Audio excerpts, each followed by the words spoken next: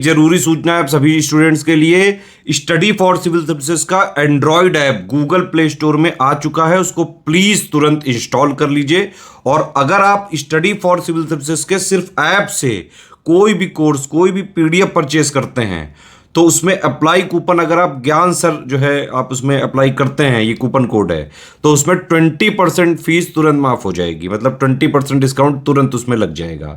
ज्ञान सर लिखना है, नॉर्मली ज्ञान सर, स्मॉल लेटर में है सब कुछ, कोई स्पेस नहीं, कोई कॉलम नहीं, सिर्फ ज्ञान सर, GYANSIR। इस तरह से अगर कूपन कोड लगाते हैं आप ऐप में बाई करने से पहले, जो अप्लाई कूपन वाले में आता है, तो 20% का डिस्काउंट तुरंत मिलेगा। वीडियो देखिए। टॉप 3 रूल्स के इस सीरीज में एक और बेहतरीन क्लास में आपका स्वागत है।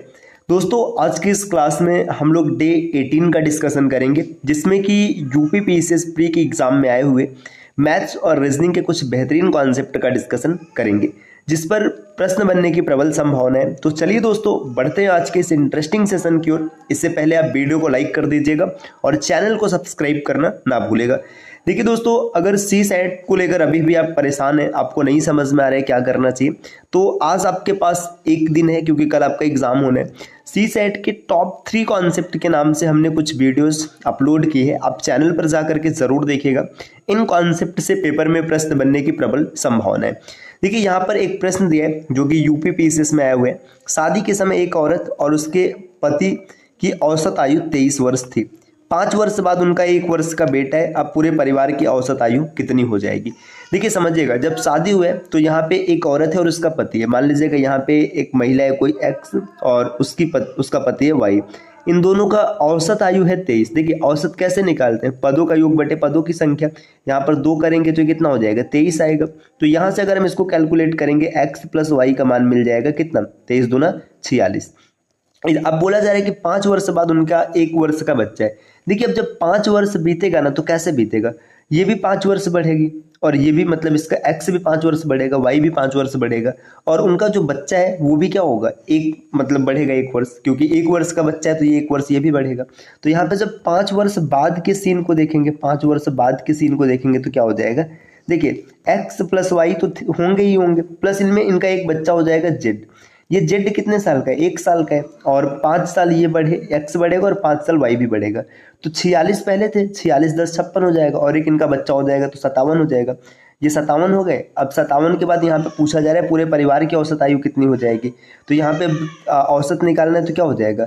इसमें आप 3 से भाग दे देंगे। जैसे ही आप 3 से भाग देंगे तो आपको मिल जाएगा 19 वर्ष, जो कि इसका सही उत्तर दिख भी रहा है। विकल्प ए इस प्रश्न का उत्तर बनेगा। तो क्या ये प्रश्न करने के लिए आपको इतना ज्यादा तामझाम करना है? जी नहीं। इसमें कुछ चीजें बस आपको ओरली ऐसे सोचनी और आपका आंसर बन जाएगा। क्या क्या सोचना है? देखिए, शादी के समय जब बात किया गया तो X और Y की जो औसत आयु है कितनी है? 23 है। मतलब पति पत्नी मिलाकर के कितने हैं? 46 हो जाएंगे। आपको सीधा सीधा आएगा, क्योंकि 23 दूना 46 होता है। इसके बाद देखिए 5 वर्ष बाद, अब जब 5 वर्ष बीतेगा तो 5 साल पति भी बढ़ेगा और 5 साल पत्नी भी बढ़ेगा। अब कई लोग वो ये कहेंगे कि इसमें दिया तो 5 वर्ष है। देखिए 5 वर्ष ये बात सही है। जैसे जब समय बीतेगा, अगर 2 लोग हैं तो दोनों की आयु बढ़ेगी। जैसे मान लीजिए आप इस समय 10 साल के हैं, आपका भाई 15 साल का, तो 5 वर्ष बाद आप 15 साल के हो जाएंगे और आपका भाई 20 साल का हो जाएगा। तो देखिए यहाँ पे जो सम है 25 है, लेकिन यहाँ पे सम 35 हो गया। समय यहाँ पे 5 बीता है, लेकिन 2 लोगों के कारण 5 और 5 10 बीता है। ठीक, तो अब जब 5 साल बीतेगा तो देखिए 46 और 10 56 हो जाएगा, और एक इनके पास बेटा भी 1 वर्ष का, तो 57 ओवरऑल उम्र हो जाएगी। लेकिन अब यहाँ पे देखिए पति पत्नी और उनका बच्चा 3 लोग हैं, तो इस वजह से यहाँ पे 3 से भाग किया जाएगा। ये 19 वर्ष इसका उत्तर बनेगा। अगले प्रश्न पर आते हैं। देखिए नेक्स्ट, ये मेंसुरेशन का एक प्रश्न है। एक अर्धगोला और एक शंकु के आधार समान है, यदि उनकी ऊंचाइयां भी समान है तो उनके वक्र पृष्ठ का अनुपात क्या होगा? मेंसुरेशन के प्रश्न आप तभी आसानी से बना पाएंगे जब आपको फार्मूला याद होगा। अगर फार्मूला नहीं याद है तो मेंसुरेशन के प्रश्न आपको दिक्कत में डालेंगे। देखिए अर्धगोला कैसे बनता है, यहाँ पे मैं डायग्राम बना के दिखाता हूँ। मान के चलेगा ये अर्धगोला है। ये अर्धगोला इस प्रकार का होता है, जैसे घर में कटोरी होती है, यही अर्धगोला है। अब शंकु है तो यहाँ पे ये शंकु हो गया, है ना, यहाँ पे ये शंकु बन गया।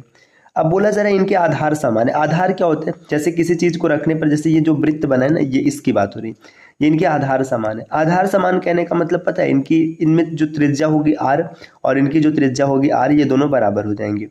नेक्स्ट बोला जा रहा है इनकी ऊंचाइयां भी समान है। ऊंचाइयां कहने का मतलब शंकु की ऊंचाई यहाँ से यहाँ तक h हो जाएगी, लेकिन इसकी ऊंचाई तो यही होगी जो त्रिज्या है, क्योंकि ये अर्धगोले में त्रिज्या ही होता है।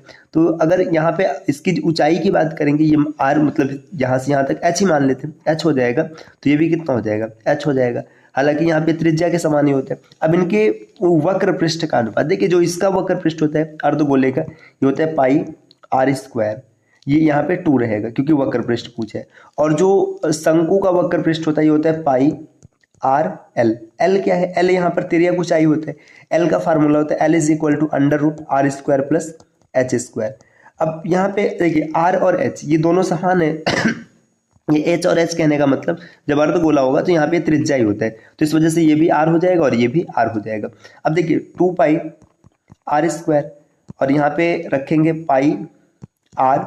अब एल की वैल्यू देखिए, यहाँ पे R square plus R square 2r square बनेगा, यहाँ ये रूट में होगा तो आर बाहर चला आएगा लेकिन अंदर ये 2 फंस जाएगा, तो इंटू आर और इंटू रूट 2। देखिए पाई से पाई कट गया, आर स्क्वायर से आर स्क्वायर कट गया, यहाँ पे 2 रेशियो रूट 2 बचा। देखिए या तो आंसर ये बनेगा, लेकिन यहाँ पे ऐसा दिया नहीं है, ऐसा नहीं दिया तो क्या आंसर बनेगा। इस 2 को आप ऐसे भी तो लिख सकते हैं रूट 2 इंटू रूट 2 और यहाँ पर रूट 2 से रूट 2 कट जाएगा तो रूट 2 रेशियो 1, ये इसका सही उत्तर बनेगा जो कि विकल्प सी में दिख रहा है। तो देखिए मेंसुरेशन सीधा सीधा अगर आपको फार्मूला याद है तो आपका प्रश्न आसानी से बन जाएगा, और फार्मूला याद नहीं है तो फिर आप दिक्कत में आएंगे। अगला प्रश्न यहाँ पर है, यदि x1 और x2 का माध्य 7.5 तथा x1, x2 और x3 का माध्य 8 तो x3 का मान आपको बताना है। देखिए इसको बेसिक तरीके से कैसे करेंगे, माध्य का फार्मूला क्या होता है, पदों का योग बटे पदों की संख्या। तो लिखेंगे x1 प्लस x2 बराबर बटे में 2 और बराबर में है 7.5। तो आप यहाँ पे लिखेंगे x1 प्लस x2, ये 2 इधर भाग इधर आएगा गुणा हो जाएगा तो 15 आ जाएगा। और ये इक्वेशन 1 हो गया। इसके बाद इक्वेशन 2 की बात करेंगे तो x1 plus x2 plus x3, यहाँ पे 3 लोग हैं तो बटे 3 इज इक्वल टू कितना हो जाएगा, 8 हो जाएगा। 3 को इधर ट्रांसफर कर देना तो x1 plus x2 plus x3 is equal to 8 3 24, ये इक्वेशन सेकंड हो गया। अब एक चीज ध्यान दीजिएगा, x1 और x2 का मान कितना है, 15 है, तो जहां पर x1 x2 दिख रहा है यहाँ पे 15 रख दीजिएगा, तो आपका बन जाएगा 15 प्लस x3 बराबर 24। 15 प्लस में इधर आएगा माइनस हो जाएगा, तो x3 इज इक्वल टू 9, इसका सही उत्तर बनेगा विकल्प ई। तो क्या इतना तामझाम करना है पेपर में, नहीं दोस्तों ये सब आपको नहीं करना है, आपको सीधा सीधा थोड़ा सा ओरल कैलकुलेशन करना है। ओरल कैलकुलेशन करेंगे चीजें बड़े आसानी से बन जाएंगी। देखिए आपको करना क्या, आपका दिमाग यहाँ पे सीधा सीधा बताएगा x1 प्लस x2 कितना है, मतलब इन दोनों का माध्य है 7.5 तो इनका डबल हो जाएगा 15, मतलब ये x1 और x2 मिलकर के 15 बन जाएगा। अब x1 x2 यहाँ पे 15 हो ही जाएगा, इसके बाद x3 को भी इसमें शामिल कर लेंगे तो 8 3 24 बन रहा है, तो x3 का मान 9 हो जाएगा, विकल्प ए इसका उत्तर बनेगा। तो ऐसे ही क्वेश्चन देखने के लिए मिलते हैं सी सेट में, ऐसा नहीं कि बहुत टफ क्वेश्चन आएगा आप नहीं कर पाएंगे बहुत दिक्कत होगा, ये सब नहीं है, सामान्य प्रश्न बनते हैं। तो दोस्तों कल पीसीएस का एग्जाम है, आपका एग्जाम बेहतर होगा, आपको अग्रिम शुभकामनाएं। और पीसीएस के अलावा अगर आप किसी और एग्जाम की प्रिपरेशन कर रहे हैं, जैसे मान के चलेगा जूनियर असिस्टेंट का मेंस होने वाला है ना, तो आप इसके कोर्स को ज्वाइन कर सकते हो, जिसकी फीस है मात्र 799 रुपये।